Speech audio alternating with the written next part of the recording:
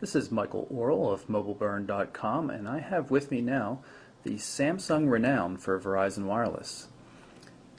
This folder phone has some unique properties to it that you don't often see with phones from Verizon Wireless. To start with, it has built-in quad-band GSM support. So it means if you're in a nation other than the United States and you need connectivity, you're still going to get it with this. Now you're going to need a Verizon branded Vodafone SIM to stick in here ahead of time in order for that to work. It won't just work with any old SIM, at least, well, any American SIM. So you can't just stick your T-Mobile SIM in this and use it. But it's going to work outside of the U.S. just fine, in spite of the fact that you're not going to find CDMA networks in most countries. In terms of physical design, you can see it's fairly simple. On this edge here we have a 2.5mm headphone jack, or headset jack, depending on what you want to use. It means you're going to need an adapter to use regular stereo headphones. There is a shutter button and then a hold button which locks and unlocks the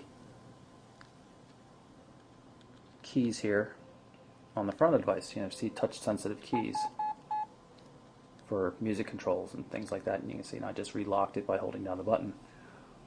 On this side we have the power port. It's Samsung proprietary power port. There's also the volume controls right here. Camera, 2-megapixel fixed focus unit, no autofocus, no flash, located right on the front. On the back, not much to see except for the World Roaming logo from Verizon Wireless saying it's a global phone. If we open up inside, very flat keypad, but a lot of good finger guides here. It has a nice feel to it. It's not going to be the fastest keypad you've ever used, but it's pretty reasonable. D-pad has some interesting metal ridges on it that really offer some good feel in terms of locating where you are. Feedback in terms of using the D-pad itself is pretty decent, and the center button is very easy to select. A solid D-pad that actually moves will be better than just this kind of device, I think, but this is still pretty reasonable for what it does. Dedicated speakerphone and voice dial buttons, call send, call end, and the clear/back button. Main display, QVGA resolution. Both displays actually are capable of 262,000 colors, so which is pretty nice. Pull up the main menu here by pressing the OK button. You can see it's a pretty neat looking theme.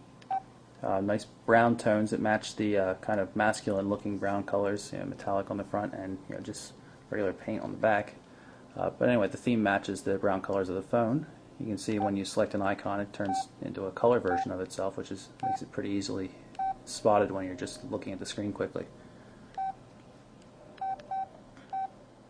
Pull up the settings here, and you can see you can also move left and right once you're inside one of the menus, just to go from main menu section to menu section. Has support for Verizon's Music Store, Verizon Navigator as well. So you have all the VCAS services, 3G web browsing, all that kind of stuff. Doesn't have a really strong web browser, and it's not like a smartphone or even one of the high-end feature phones, so it's a full touchscreen, but pretty reasonable nonetheless. And like I've mentioned before, you've got these external music keys, which are pretty neat. But the real key for this phone is the fact that it can work on any GSM network. It's all quad-band GSM support, so it's great for world travelers, people that are stuck on using Verizon because of their company or something like that. They can now use a phone that can easily roam worldwide. So that's the Verizon branded Samsung Renown.